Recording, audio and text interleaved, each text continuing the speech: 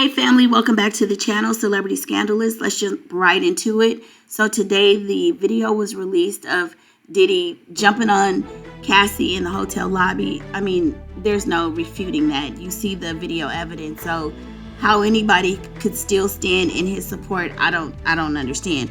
But amidst all of this, there was a writer, her name is Kola Boof. She started tweeting and saying that early on that when Diddy was first dating Cassie, that Cassie would laugh and was part of Diddy's abuse against Kim Porter. So now there's this, back and forth with people defending Cassie, saying she was young and that he was grooming Cassie and, that she didn't know any better. She was only 19. Kola is basically saying that Cassie would laugh when Diddy was abusing Kim Porter and that she thus became Kim Porter, in the beginning, that he actually took Cassie to Kim Porter's home and stuff like that, Kim Porter is not here to confirm or deny these allegations, so we just have to take it for face value. This is what Kola Boof is saying, and, who knows if she'll ever have to testify to support her statements. But anyway, this is what she's saying. Now, one of the things that she said that was just shocking, just disgusting, if it's true, was that there was one point in which Diddy tried to make Kim Porter lick Cassie's tampon. Now, this is what I want to talk about. If you go back and look at what she posted, because this is what she posted. She says he tried to make her lick it. She didn't say that Kim Porter did. And so it's just, I think it's kind of, we need to be a little bit careful in our titles and when we're repeating things like this, because I'm seeing stuff online saying Kim Porter licked Cassie's tampon. Diddy made her do it. And that's not what this woman has tweeted, right? I think it's being taken out of context, and with Kim Porter not here to defend herself, because if she had to endure that or did that, utterly disgusting. Even the fact that whether it occurred or didn't occur, if he even tried to make her do it, it's just horrific and awful. But just the headline circulating on social media is that Kim Porter licked it. That's not true. I mean, that is not what this writer or Kola is saying. She said he tried to make her do it. So that's the first thing that I want to clarify based on what I've read. If you guys see something different, jump in the comments and correct me. I mean, that's how so many misstatements get generated online, is people will take something and they will reword it or reinterpret it. No, clearly it says he tried to make her do it. So just want to clarify that. Now, in acknowledging that statement, or, what she's saying, it reminds me, it takes me back to when Young Miami was going back and forth with Gina, the other girlfriend of Diddy. Remember when they were having that flurry back and forth, when they were kind of online putting each other down, talking about who was the bottom beef for Diddy?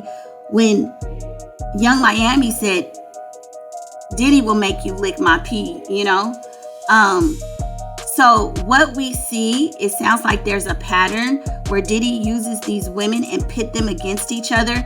And knowingly, just based on that statement alone, it lets us know that that these women are very aware of the fact that Diddy will use women, for his sexual perversions and use them against each other. I mean, I can't fathom me telling another woman, the man that I'm in love with, that I'm dating, he would make you lick my, first of all, what, girl? None of that is jumping on. None of that sounds okay, and none of it is right.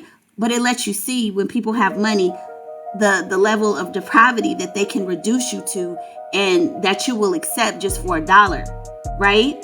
Just the fact that she was able to say this to another woman online, it kind of makes you side-eye Young Miami.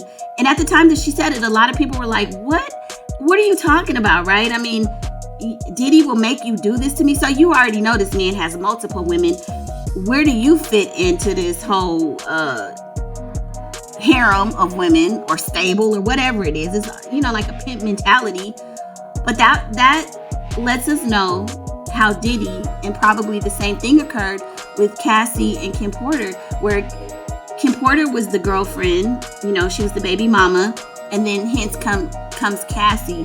And, he's putting her on the pedestal and humiliating his baby mama and all of this stuff, just to make you feel good, and you're kind of reveling in it. And I think this happens to women frequently. The new woman thinks that, he's doing this to her, it won't be me. And you kind of feel special, that what do they call that? Love bombing. I mean, it's toxic, but I think that's the kind of thing that occurs. And so while she's sitting over there, maybe laughing at Kim Porter based on what this woman is saying, not realizing, honey, once you become part of the circus, you thus will become the clown at some point. The ringmaster is going to make you a main character, and you're not going to like it. And it sounds like that's what happened. So nobody, not victim blaming, but this woman is alleging that Cassie was complicit to some degree in some of the behaviors and supported the behaviors against Kim Porter with Diddy. I mean, that's, water under the bridge. We will never really know the facts on that. And I'm sure at this point, Cassie, if she did, that she has matured and grown and realizes, the error of her ways, hopefully. So I did an earlier live, and we were kind of discussing, the relationship between Kim Porter and Cassie. And I had to go back because, I listened. There's so many details in this case. This has been going on for years with Diddy, and I believe Kim Porter died in maybe 2019, 2020. Yeah, the end of 2019. So I can't remember everything because there's always new information coming out. But I do remember people were saying that Kim Porter was writing a book and that her cell phone, and that that she had given information to Cassie. And from what I remember when a lot of this stuff broke, is that Kim Porter and Cassie never really had that kind of a relationship based on what I've seen, things that I've read. I have no facts. None of this is fact-based, but just using logic and, things that I've read. Kim Porter was pregnant with the twins, and then Sarah was pregnant as well. And that's when she finally decided to break up with Diddy. And it was around that time, maybe, I'm going to say towards after the twins were born, when Diddy kind of comes out and starts to date Cassie publicly, right? So that was already a problem for Kim Porter, right? I was able to find a podcast where this woman, who was a friend of Kim Porter, talks about the fact that, number one, Kim Porter was not writing a book about Diddy. And if she wanted to do so, she could have done it years ago. And I kind of believe that. She says Kim Porter was very loyal to Diddy. I believe that. If you go back and you look at the timeline, Kim had just celebrated Diddy's 50th birthday with him before she passed. I don't know how, recent within how close her passing was in relation to his birthday party. But they were still pretty much, there are pictures of her with him at parties.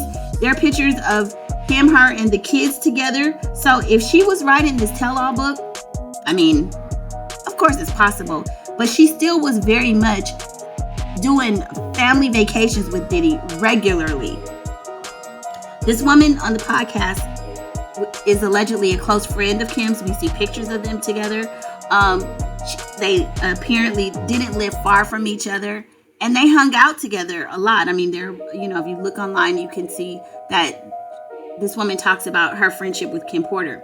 So, with that being said, why would Kim Porter, she had Kimora Lee Simmons, she had this other woman, and I'm sure when she was found deceased in her home, she even had a goddaughter living there with her.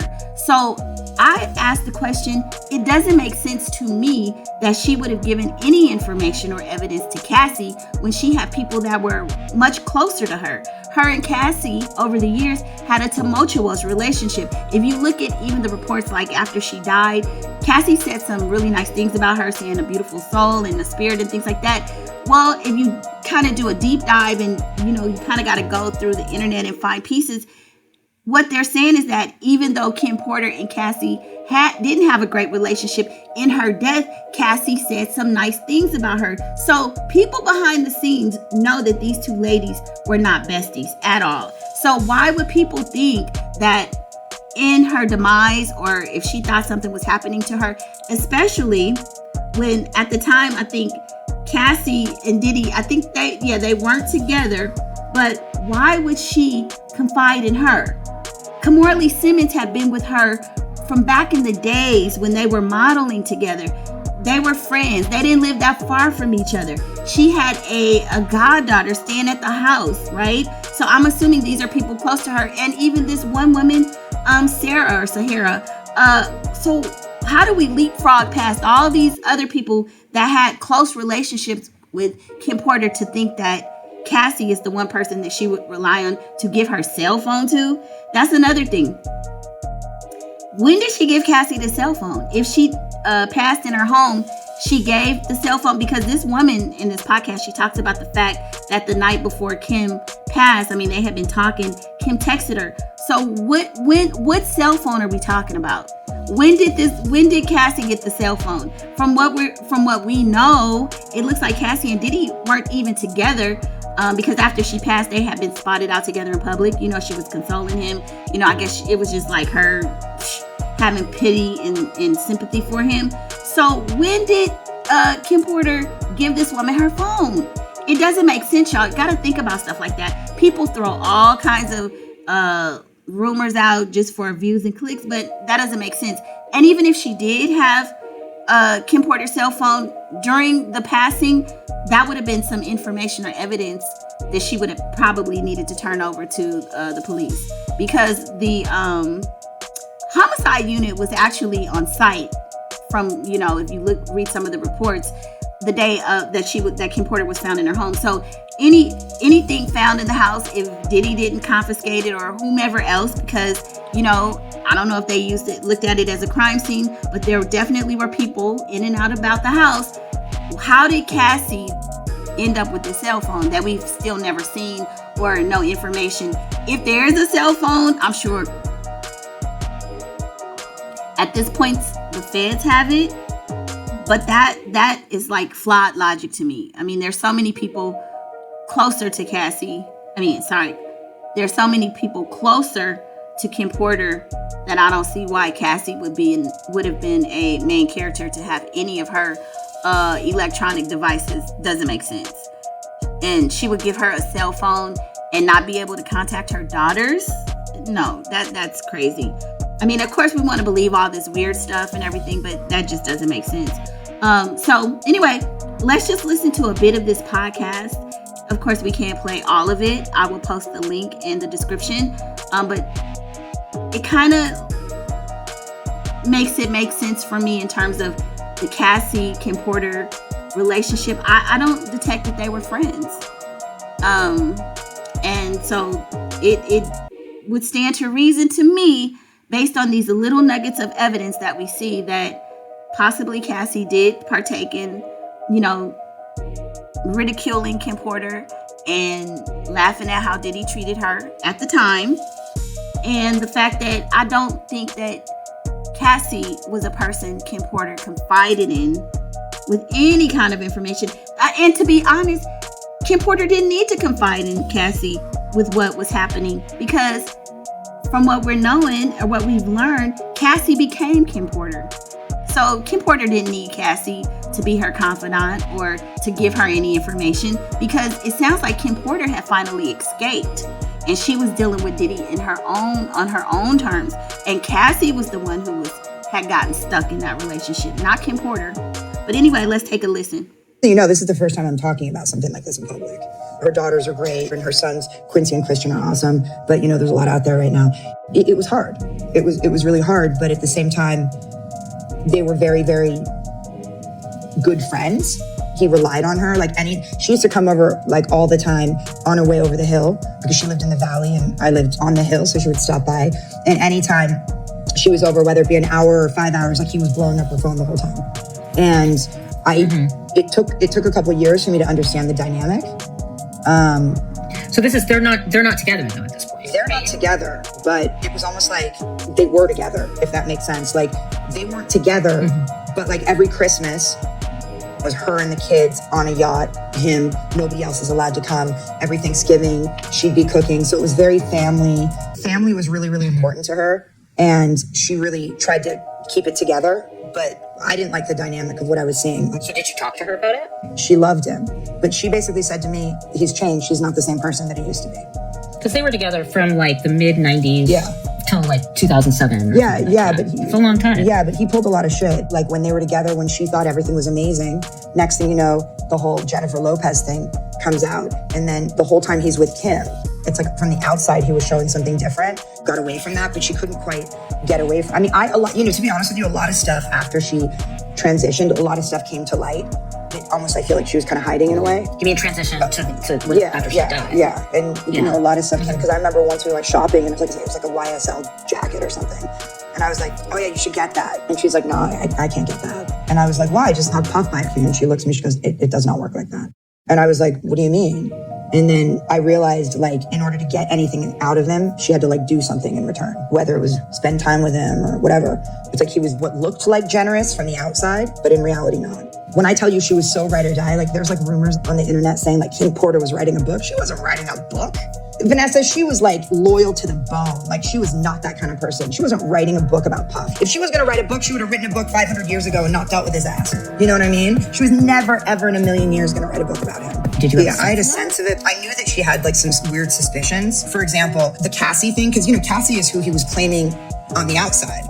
But when I would see how he would like blow her phone up all day long, I was like, I'm so confused because I'm seeing what's really happening. And I said to her, like, what's up with this Cassie chick? Like, do you like hate her or what? And she was like, no, he's not the same person he used to be. So like he changed. And so it's really hard when you fall in love with someone and they're like your person and then all of a sudden that person switches on you.